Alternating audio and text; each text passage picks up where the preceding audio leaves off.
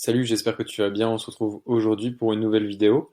Et ce dont on va parler aujourd'hui, donc, c'est du fait de se fixer des objectifs. Je vais t'expliquer un petit peu comment on se fixe des objectifs, comment on s'y tient et comment on y atteint, comment on les atteint, ces derniers. C'est hyper important puisqu'on a vu ensemble qu'on avait un objectif commun. Et tu vas voir que tout ce challenge, je l'ai fixé de la façon suivante. Donc, je vais t'expliquer comment j'ai créé ce challenge, en quelque sorte, et comment il va falloir que tu t'adaptes à ce challenge pour atteindre ton objectif, en fait. Parce que c'est un travail, encore une fois, qu'on réalise tous les deux, main dans la main.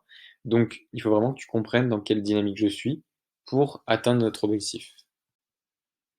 Alors c'est hyper simple, il existe 5 phases pour atteindre son objectif. Donc la première, ça va être de le déterminer, bien évidemment, c'est ce qu'on a fait lors de notre rendez-vous bilan. Ensuite, il y a la phase 2 qui va consister à faire quelques ajustements. C'est ce qu'on est actuellement en train de faire au niveau alimentaire. Ensuite, il y a la phase 3 où il s'agit de passer à l'action. Ça va être un petit peu plus tard, quand on parlera un petit peu de sport. Ça va commencer cette semaine aussi. La phase 4, ça va être l'entretien de la motivation sur le long terme.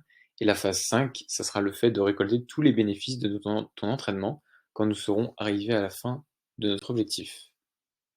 Donc la phase 1, comme je te l'ai dit, c'est hyper important que tu comprennes cet acronyme qui est l'acronyme SMART.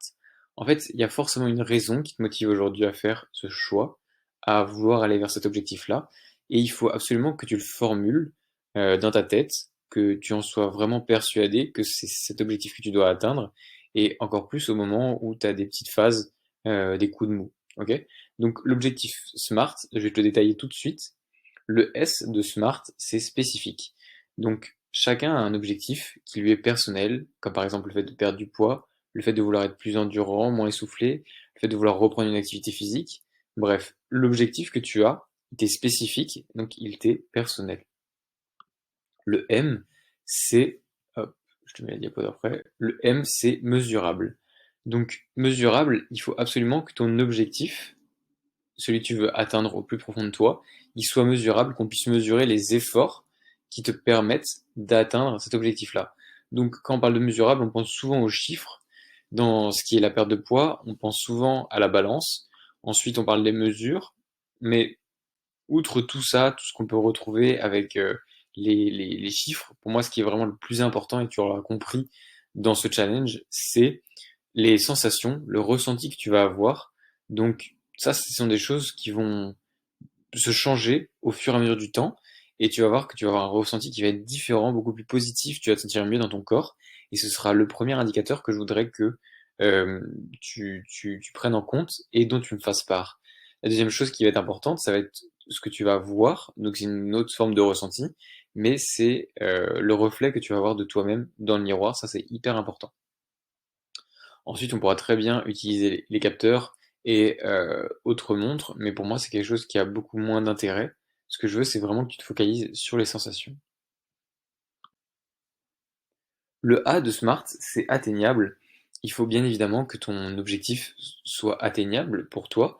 Donc, par exemple, pour un coureur qui sera débutant, on parlera d'un 10 km en course à pied, un triathlète, un triathlon de taille S, un nageur, une nage en eau libre de 3 km. Voilà, bref, tu as compris. Il faut que ton but soit suffisamment important pour te motiver, que chaque jour tu te surpasses pour continuer dans cette dynamique-là, mais il faut pas qu'il soit démesuré au risque de te décourager rapidement. Parce qu'évidemment, tu ne verras pas des bénéfices rapidement, ce qui fait que tu vas te décourager. Le R, c'est réaliste. Il faut, en fait, ce point-là, il rejoint le précédent. Il faut que ton objectif soit réaliste avec, par exemple, ton train de vie. On peut pas demander à comment dire, une personne qui voudrait réaliser un exploit sportif dans un temps très court, s'il a ni le temps de s'entraîner, ni le matériel pour s'entraîner, et qui n'a aucune connaissance de cette discipline-là, tu vois. On peut pas demander à quelqu'un de lambda dans la rue de courir un marathon une semaine après. Ça, c'est absolument impossible. Ensuite, le T, ce qui est hyper important, c'est qu'il faut que ton objectif soit temporellement défini. Donc nous, on a parlé d'un certain temps ensemble, avant lequel on aurait atteint notre objectif. Mais on peut très bien parler de perdre 5 kilos en 3 mois, faire 10 km en 2 mois. Enfin voilà, il faut encore une fois que ton objectif soit défini à une certaine date et il faut qu'à cette date-là, tu l'aies atteint. C'est-à-dire qu'il faut que tu aies récolté un certain nombre de bénéfices ou alors que tu t'en rapproches au maximum. Donc ça, c'était pour la phase 1. Maintenant, on va parler de la phase 2. On parle de faire quelques ajustements. Donc si tu souhaites atteindre ton objectif plus facilement, il faudra que tu changes certaines choses. Et c'est la raison pour laquelle tu es venu vers moi, puisque aujourd'hui, ce dont tu as besoin, c'est en premier lieu, c'est voilà, de savoir comment mettre en place un plan précis pour atteindre ton objectif. Et ce dont tu as besoin de plus important, c'est un suivi. Tu as besoin de moi finalement pour garder et d'entretenir ta motivation et d'être sûr que tu vas dans le bon sens de ton objectif. En plus de ça, ce qu'il va falloir, c'est que tu fasses des ajustements, que tu sortes de ta zone de confort. Et donc, bien sûr, on parle d'activité physique qu'on débute cette semaine ensemble. On va parler de nutrition. On a déjà commencé à rééquilibrer un petit peu tout ça. Et c'est hyper important, tu le sais, quel que soit ton objectif. Ce qui va être important, ça va être le sommeil, on en parlera aussi. Euh, Puisque tu vas voir qu'il va y avoir un lien entre le sommeil, l'activité physique, ta nutrition. Et finalement, ce cercle, tout est lié en fait. Le sommeil, la nutrition, le sport, et donc c'est pour ça qu'il va falloir qu'on réaxe ça ensemble.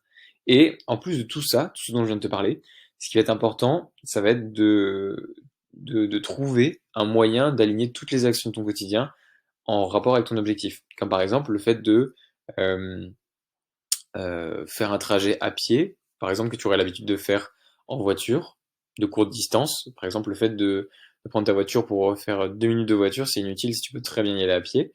Ou alors voilà, favoriser un trajet que tu ferais en voiture à vélo.